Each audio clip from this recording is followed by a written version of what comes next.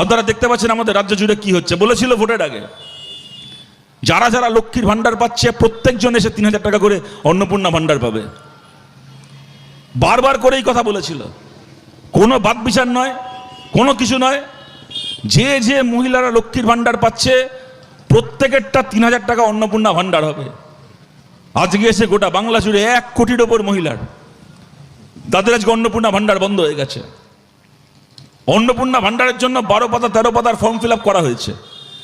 যারা form fill up করেছেন একাধিক মহিলাকে এমনকি এই জিনিস হচ্ছে, তারপর অন্নপূর্ণা ভান্ডার টাকা তো তারা পেলেনই না, সেই টাকা তো বন্ধ হয়ে গেল। এরপরে তারা যখন রেশন কার্ড নিয়ে পরের মাসে রেশন তুলতে যাচ্ছে, ওই অন্নপূর্ণা ভান্ডারের ফর্ম থেকে ডেটা নিয়ে ডকুমেন্ট নিয়ে দেখে তাদের রেশন কার্ড ব্লক করে দেওয়া হয়েছে।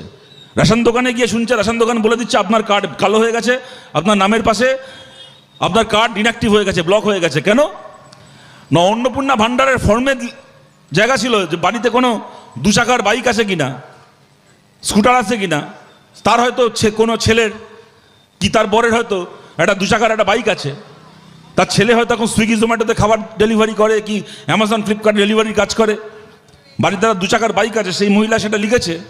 তো বাড়িতে 2 চাকার বাইক আছে মানে তোমার রেশন থেকে এখন নাম কাটা।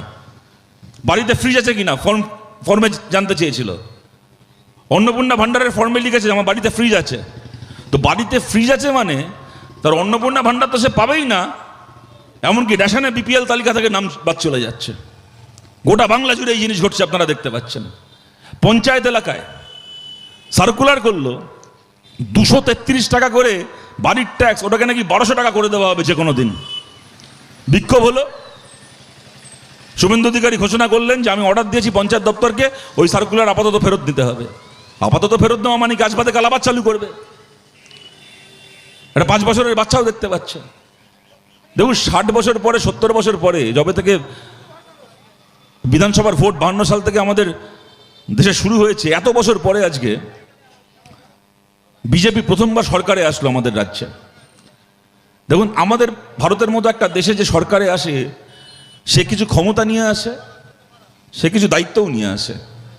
যেই সরকারে আসে তার ক্ষমতা থাকে বুলডোজার দিয়ে লোকের বাড়িঘর ভাঙার, দোকানপাট ভাঙার। তার দায়িত্বও থাকে যে মানুষের কাজ করার ইচ্ছা আছে, হাতে কোনো কাজ নেই, তার জন্য একটা কাজের ব্যবস্থা করে দেওয়ার। যে মানুষের মাথার ওপর পাকা ছাদ নেই তার মাথার ওপর পাকা ছাদের ব্যবস্থা করে দেওয়ার। কেউ তো শখ করে ঝুপড়িতে, কেউ তো শখ করে বস্তিতে থাকে না, কেউ তো শখ করে রেল লাইনের ধারে দরমার ঘর বেঁধে থাকে না। তার মাথার ওপর ছাদটা নেই বলে, তারও কি ইচ্ছে করে না পাকা বাড়িতে থাকতে, তার মাথার ওপর ছাদটা নেই বলে সে থাকতে বাধ্য হয়। ভারতের সংবিধানে লেখা আছে এই গৃহহীন মানুষকে বাড়ি করে দেওয়ার দায়িত্ব ভারতের সরকারের, ভারতের রাষ্ট্রের। শুভেন্দু অধিকারীও যখন সরকারে এসেছিল এক হাতে বুলডোজার দিয়ে লোকের বাড়ি ভাঙার ক্ষমতা নিয়ে এসেছিল, আর এক হাতে লোককে কাজ দেওয়ার, লোকের মাথার ওপর ছাদ করে দেওয়ার দায়িত্বও নিয়ে এসেছিল। ভালো হতো একটা সরকার যদি দায়িত্ব পালনের মাধ্যমে নিজেদের ইনিংসটাকে শুরু করত। তার বদলে এই সরকার নিজের ক্ষমতার আস্ফালন, ক্ষমতাকে জাহির করার মাধ্যমে নিজেদের ইনিংস শুরু করলো। ক্ষমতা এসে বুলডোজার নিয়ে পৌঁছে গেল গোটা পশ্চিমবাংলার মধ্যে। প্রথম কোথায় না তপসিয়ায়। তপসিয়া এমন একটা জায়গা, ওরা জানে সেই জায়গায় 100% মানুষ ধর্মে মুসলমান। ওরাও খুব ভালো করে জানে যে বিধানসভার ভেতর বিরোধীগুলোকে কিনে নিয়েছি, সব আমাদের বকলেস পড়া বিরোধী হয়ে গেছে। এখন শুভেন্দু উঠতে বসলে উঠবে, বসতে বললে বসবে। ওই ভিডিও দেখছেন, একখানা বিরোধী দলনেতা হয়েছে, যেদিন শপথ হয়েছে দেখি শুভেন্দু অধিকারীর পেছন পেছন চলে যাচ্ছে, আরেকটু হলে শুভেন্দু অধিকারীর পাশের চেয়ারে বসে যাচ্ছিল। শুভেন্দু আবার হাত দিয়ে দেখিয়ে দিল, যাই তুই ওখান থেকে যাচ্ছিস কেন, ওটা আমরা জিতেছি, আমরা বসবো, তুই এখানে বস। আবার ওখানে চলে গেল। কালকের একটা ভিডিও দেখি, বিধানসভায় কি প্রোগ্রাম ছিল, শুভেন্দু অধিকারীর পেছন পেছন গিয়ে আবার শুভেন্দু অধিকারীর পাশে বসে যাচ্ছে। আবার শুভেন্দু হাত নেড়ে বলছে এই তোর চেয়ার এখানে নয়, তুই পাশে গিয়ে বস, সরিয়ে দিচ্ছে। আজব বিরোধী দলনেতা। মুখ্যমন্ত্রী যেখানে যায় পেছন পেছন চলে যায়। আগে ছোটোবেলা আমরা দেখতাম টিভিতে ভোডাফোনের একটা অ্যাড হতো, দেখতেন ভোডাফোনের এরকম একটা ছোটো কুকুর ছিল, ওই বাচ্চাটা যেখানে যেত কুকুরটা পেছন পেছন যেত। এই বিরোধী দলনেতাকে দেখলে ভোডাফোনের কুত্তার কথা মনে পড়ে যায়। Wherever you go our network follows. ওই ভোডাফোনের বিজ্ঞাপন ছিল, মনে আছে আপনাদের, wherever you go our network follows. তুমি যেখানেই যাও পেছন পেছন আমাদের নেটওয়ার্ক পৌঁছে যাবে। আর এই বিরোধী দলনেতা ঋতব্রত ব্যানার্জি হয়েছে ওই ভোডাফোনের কুত্তা, ওই যেখানে শুভেন্দু যাবে পেছন পেছন ল্যাজ নাড়তে নাড়তে চলে যাবে। কি বিরোধী দলনেতা রে ভাই। খবরে দেখি হঠাৎ করে আনন্দবাজারে খবর করেছে রাত্রির বেলা একদিন সেদিন দিনের বেলা বিধানসভায় ওয়াকআউট করেছে। দেখে ভাবলাম যে বাবা, কি বাঘের বাচ্চা, শুভেন্দু অধিকারীর বিরুদ্ধে প্রতিবাদ জানিয়ে বিধানসভা থেকে ওয়াকআউট করেছে দিনের বেলা ঋত তৃণমূল। ও মা, তারপর দিকে আনন্দবাজার অনলাইনে রাত্রিবেলা খবর হঠাৎ করে কি ওদের ক্যামেরায় ধরা পড়েছে যে এয়ারপোর্টের কাছে কোন একটা হোটেলে রাত্রিবেলা শুভেন্দু অধিকারী প্লেন ধরে দিল্লি যাবে, তার আগে এয়ারপোর্টের হোটেলে রাত্রিবেলা চুপি চুপি শুভেন্দু অধিকারী আর ঋতব্রত ব্যানার্জি হোটেলের ঘরে দেখা করেছে। চিন্তা করুন, পশ্চিমবাংলায় অনেক মুখ্যমন্ত্রী বিরোধী দলনেতা শুনেছি, বিধান রায়, সিদ্ধার্থ শঙ্কর রায়দের সঙ্গে জ্যোতি বসু শুনেছি, পরবর্তীকালে জ্যোতি বসুদের সঙ্গে আমরা জয়নাল আবেদিন থেকে শুরু করে সৌগত রায় থেকে শুরু করে গনি খান চৌধুরী অনেকের নাম শুনেছি। একসময় আমরা বুদ্ধদেব ভট্টাচার্য বনাম পঙ্কজ ব্যানার্জি শুনেছি, বুদ্ধদেব ভট্টাচার্য বনাম পার্থ চ্যাটার্জি শুনেছি, পরে মমতা ব্যানার্জি বনাম সূর্য মিশ্র, মমতা ব্যানার্জি বনাম শুভেন্দু অধিকারী শুনেছি। বাবার জন্মে কোনোদিন শুনেছেন কোনো মুখ্যমন্ত্রীর সঙ্গে বিরোধী দলনেতা রাত্রিবেলা হোটেলে চুপি চুপি দেখা করে? কি বিরোধী দলনেতা চলছে আর কি রাজ্য চলছে বলুন আমাদের। তো ওরা জানতো যে আমরা বিধানসভার মধ্যে বিরোধীগুলোকে কিনে নিয়েছি, মানে বিধানসভার বাইরে তৃণমূল আমাদের পায়ে ডাইভ দিয়েছে, কিন্তু জানে ওরা সিপিআইএম আছে, বামপন্থীরা আছে, যেখানে আমরা ভাঙচুর করতে যাব আর কেউ থাক না থাক বামপন্থীরা ওখানে আসবে। ঠিক পরিকল্পনা করে গোটা পশ্চিমবাংলার মধ্যে এত জায়গা থাকতে প্রথম বুলডোজার ওদের পৌঁছালো গিয়ে কলকাতায়, কসবায়, তপসিয়ায়। 100% মুসলমান এলাকা, সেখানে যাব, মুসলমানের বাড়ি ভাঙতে যাব, ঠিক জানে যে সিপিএম আটকাতে আসবে, আটকাতে গেলাম, আটকালাম আমরা। সঙ্গে সঙ্গে সেই ছবি গোটা পশ্চিমবাংলা জুড়ে ফেসবুকে, হোয়াটসঅ্যাপে ভাইরাল করা হলো যে দেখো সিপিএম কীরকম মোল্লাদের পার্টি, এই মোল্লাগুলোর ঘর ভাঙা হচ্ছিল, ঠিক সিপিএম চলে এসছে বাঁচাতে। আর আমরা জানতাম, আমরা চিরকাল বলে এসেছিলাম, যে পার্টি, যে সরকার মানুষের বন্ধু, সে হিন্দুরও বন্ধু, মুসলমানেরও বন্ধু। আর যে সরকার মানুষের শত্রু, সে হিন্দুরও শত্রু, মুসলমানেরও শত্রু। সারা রাজ্য জুড়ে প্রচার হলো, তপসিয়া মুসলমানদের এলাকা, মুসলমানের ঘর ভাঙা হচ্ছে বলে সিপিএম মুসলমানের দালালি করার জন্য এখানে চলে এসছে বুলডোজার নিয়ে। 24 ঘন্টা কাটতে পারলো না, 24 ঘন্টা কাটতে পারলো না, তার আগে তপসিয়ার ওই মুসলিম এলাকা থেকে শুভেন্দু অধিকারীর বুলডোজার পৌঁছে গেল আপনাদের এই জেলায়, উত্তর 24 পরগনায়, হাবড়ায়, নমশূদ্র, দলিত, গরিব হিন্দু মানুষের ঘর ভাঙার জন্য, দোকান ভাঙার জন্য, ঝুপড়ি ভাঙার জন্য। গোটা হাবড়া স্টেশন এবং স্টেশন চত্বরে যত উদ্বাস্তু পরিবার, গরিব নমশূদ্র পরিবার, বৈষ্ণব মানুষ, গলায় কণ্ঠীর মালা পরে নামগান করেন যে পরিবার, তাদের ঘর, তাদের বাড়ি, তাদের দোকান ওই বুলডোজার দিয়ে ভেঙে চুরমার করে দেওয়া হলো। দমদম স্টেশনের প্ল্যাটফর্ম খালি করে দেওয়া হলো, হিন্দুদের দোকান ওগুলো। আমরা রাজনীতি যখন করেছি পশ্চিমবাংলায়, যখন শুরু করেছিলাম, ভাবিনি কোনোদিন মঞ্চে দাঁড়িয়ে হিন্দুদের দোকান, মুসলমানের দোকান, হিন্দুর বাড়ি, মুসলমানের বাড়ি করতে হবে। মমতা ব্যানার্জি 15 বছর ধরে আমাদের রাজ্যে অনেক কিছু শেষ করে দিয়ে গেছেন। সরকারি চাকরি শেষ করে দিয়েছেন, সরকারি স্কুল শেষ করে দিয়েছেন, অনেক কিছু শেষ করে দিয়েছেন। রাজনীতিতে সৌজন্য শেষ করে দিয়েছেন, অনেক কিছু শেষ করে দিয়েছেন, পঞ্চায়েত শেষ করেছেন, পুরসভা শেষ করেছেন। তার বদলে একটা জিনিস দিয়ে গেছেন আমাদের রাজ্যে, ওই হিন্দুর দোকান, মুসলমানের দোকান, হিন্দুর বাড়ি, মুসলমানের বাড়ি, হিন্দুর পাড়া, মুসলমানের পাড়া, যা কোনোদিন ছিল না জ্যোতি বসুর বাংলায়, বুদ্ধদেব ভট্টাচার্যের বাংলায়, মমতা ব্যানার্জির বাংলায়। এগুলো রাজনীতির ভাষা করে দিয়ে গেছেন। আজকে খারাপ লাগে বলতে, তবু সেই ভাষায় কথা বলতে হচ্ছে। তপসিয়ার মুসলমানের বাড়ি ভাঙতে গেছিল যে বুলডোজার, সেই বুলডোজার চলে গেল দমদমে হিন্দুর দোকান ভাঙতে, হাবড়ায় হিন্দুর বাড়ি ভাঙতে। আর গোটা বাংলা জুড়ে মানুষ দেখলেন ওরা ভাঙতে গেছে, এটা যেমন সত্যি, তেমন আবার কোনো জায়গায় ওরা ফাঁকা মাঠ পায়নি, এটাও সত্যি। বিধানসভার ভেতর আমাদের একজন বিধায়ক আছেন আমাদের পার্টি থেকে সরাসরি, আমাদের জোটের পক্ষ থেকে নওশাদ সিদ্দিকী আর একজন বিধায়ক, কংগ্রেসের 2 জন বিধায়ক আছেন। বিধানসভার ভেতর এই 4 জন বাদ দিয়ে বাকি বিধানসভার ভেতর এদিকেও বিজেপি বসছে, ওদিকেও বিজেপি বসছে। কেউ সরাসরি বিজেপি, কেউ ঘুরপথে বিজেপি। কিন্তু বিধানসভার বাইরে রাস্তায় দাঁড়িয়ে যেখানে যেখানে এই আক্রমণ নেমে এসছে, আমরা আটকেছি, আমরা প্রতিবাদ করেছি, আমরা প্রতিরোধ করেছি। আপনাদেরকে বলছি, আগামী দিনে আমরা আরও আটকাবো। সরকারি চাকরি, আমাদের রাজ্যে সরকারি চাকরি 15 বছর ধরে বন্ধ হয়ে পড়েছিল। যারা চাকরি প্রার্থী বারবার করে মিটিং করেছে, মিছিল করেছে, শুভেন্দু অধিকারী সেই মিটিংয়ে, সেই মিছিলে নিজে গিয়ে উপস্থিত হয়েছে। তাদের অনশনে, তাদের ধর্নায় নিজে গিয়ে বড় বড় ভাষণ দিয়ে এসছে। আর সেই ছেলে মেয়েগুলো যখন এই সরকার আসার পরে 3-3.5 মাস অপেক্ষা করলো, কথা ছিল যে আসার পরে প্রথম ক্যাবিনেট বৈঠক থেকে সমস্ত শূন্যপদকে ভরার নোটিফিকেশন জারি করব, রিক্রুটমেন্ট শুরু করব। 3.5 মাস কেটে যাওয়ার পরেও যখন সেই দিকে উদ্যোগ নেওয়া হচ্ছে না, সামান্য একটা মিছিল করতে গেছিল ছেলে মেয়েরা, এই শুভেন্দু অধিকারী কদিন আগে পর্যন্ত যাদের ধর্নায় গিয়ে উপস্থিত হয়েছে, নিজে যে মিটিংয়ে যে মিছিলে গিয়ে হেঁটেছে, সেই মিছিলে পুলিশ পাঠিয়ে ছেলেগুলোকে প্রিজন ভ্যানে তুলে লালবাজারে নিয়ে চলে গেল। কথা ছিল প্রিজন ভ্যানে করে জেলে যাবে ববি হাকিম, কথা ছিল প্রিজন ভ্যানে করে জেলে যাবে এই পার্থ ভৌমিক, কথা ছিল প্রিজন ভ্যানে করে জেলে যাবে এই ঋতব্রত ব্যানার্জি ধর্ষণের কেসে। তার বদলে কথা ছিল প্রিজন ভ্যানে করে জেলে যাবে এই কাকলি ঘোষ দস্তিদাররা। তার বদলে তারা মুখ্যমন্ত্রীর কাছে, তারা প্রধানমন্ত্রীর কাছে পৌঁছে গেল। আর চাকরি প্রার্থী ছেলে মেয়েরা যারা একটা সময় শুভেন্দু অধিকারীকে মাথায় তুলেছিল, ভেবেছিল যে এই লোকটা মুখ্যমন্ত্রী হয়ে আমাদের সমস্যা সমাধান করবে, সেই ছেলে মেয়েগুলো আজকে প্রিজন ভ্যানে করে জেলে পৌঁছে গেল। যে মানুষ বিজেপিকে ভোট দিয়েছিলেন তিনিও আমাদের শত্রু নন, তিনিও যে এগুলো হবে বলে ভোট দিয়েছিলেন তা নয়। এরকম বহু মানুষ বিজেপিকে ভোট দিয়েছিলেন যারা স্বপ্নেও কল্পনা করেননি যে বিজেপি জিতে 3 মাসের মধ্যেই খেলা দেখাবে। সেই মানুষের কাছেও আমরা আবেদন করছি, আপনাকেও আমরা আমাদের পাশে চাই। যদি আপনি মনে করেন যা হচ্ছে তা ঠিক হচ্ছে না, তাহলে এই লড়াই আপনাদেরকে আমাদের পাশে চাই। এরকম অনেক মানুষ এই সমস্ত এলাকায় তৃণমূলকে ভোট দিয়েছিলেন, তৃণমূলের এমনকি হয়তো মিটিং মিছিলে গেছিলেন। তারা গেছিলেন কারণ তারা যেতে বাধ্য হয়েছিলেন। সবাই যে খুব ভালোবেসে গেছিলেন এমন নয়, অনেককে জোর করে নিয়ে যাওয়া হয়েছিল। অনেকের কাছে ব্যাপারটা এরকম ছিল, যদি মিছিলে না যাই ওদের, তাহলে আমার জব কার্ড বাতিল হয়ে যাবে।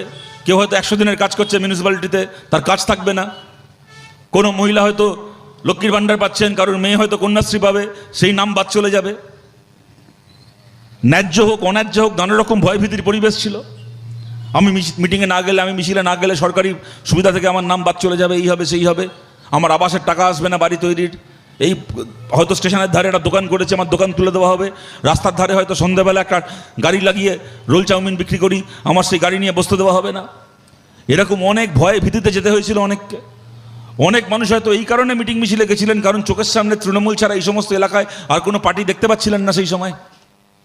আমাদের পার্টি হতে পারে, কংগ্রেস হতে পারে, তাদেরকে কাজ করতে দেওয়া হয়নি। তৃণমূল তাদেরকে কাজ করতে দেয়নি এই সমস্ত এলাকায়, যার ফলে চোখের সামনে খালি তৃণমূল পার্টিটাই ছিল। হয় তৃণমূল করতে হবে, নাহলে বিজেপি জিতবে। অনেকে সেই জায়গা থেকে তৃণমূল করেছেন সেই সময়, তারা সবাই আজকে দেখতে পাচ্ছেন তৃণমূলের চেহারা। আমাদের পরিষ্কার কথা, তৃণমূলের চোরগুলো বিজেপিতে আশ্রয় নিয়েছে। তৃণমূলের হয়ে যারা চুরি করেছে, যারা কোটি কোটি টাকার সম্পত্তি বানিয়েছে, যারা লোককে হুমকি দিয়েছে, চোখ রাঙিয়েছে, দাদাগিরি করেছে, আজকে তারাও আমাদের পেছন পেছন ঘুরছে। সেই সমস্ত লোকের জন্য আমাদের পার্টি অফিসের দরজা বন্ধ ছিল, আছে এবং থাকবে। যারা তৃণমূলের হয়ে চুরি করেছে, ডাকাতি করেছে, খুন খারাপি করেছে, মানুষের ওপর অত্যাচার করেছে, তাদের জন্য সিপিএমের পার্টি অফিসের দরজা আগামী 100 বছরে খুলবে না।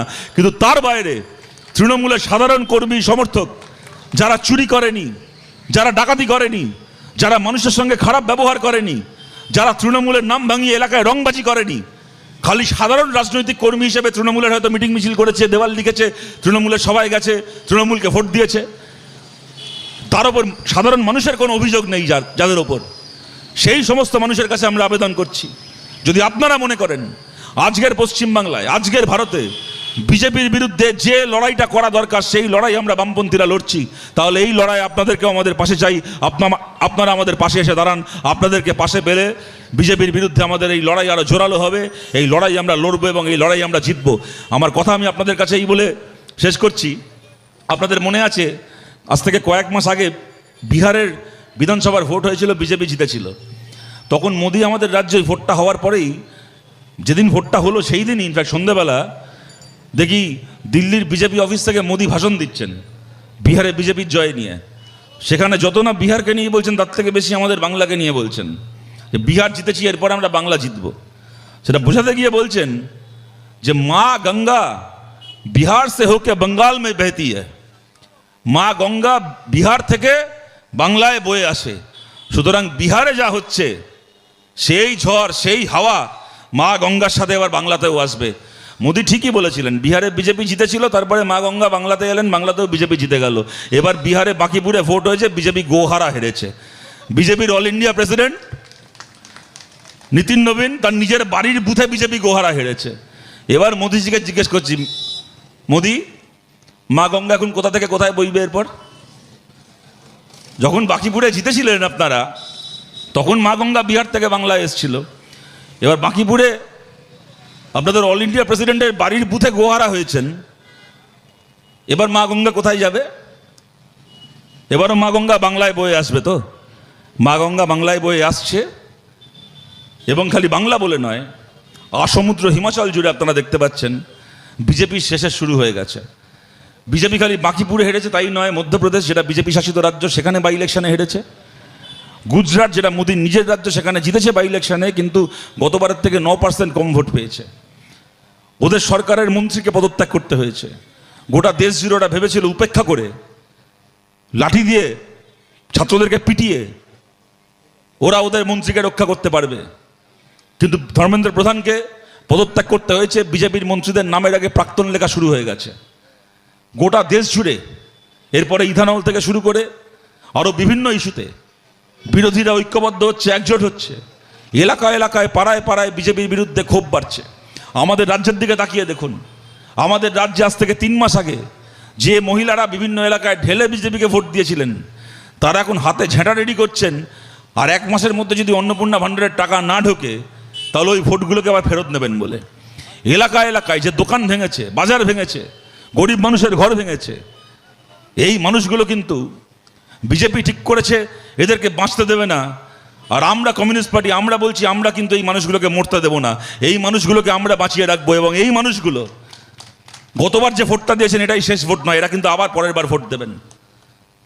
এক মাঘে শীত পালায় না। মমতা ব্যানার্জি সারা জীবন মুখ্যমন্ত্রী থাকেননি, শুভেন্দু অধিকারীও সারা জীবন মুখ্যমন্ত্রী থাকবেন না।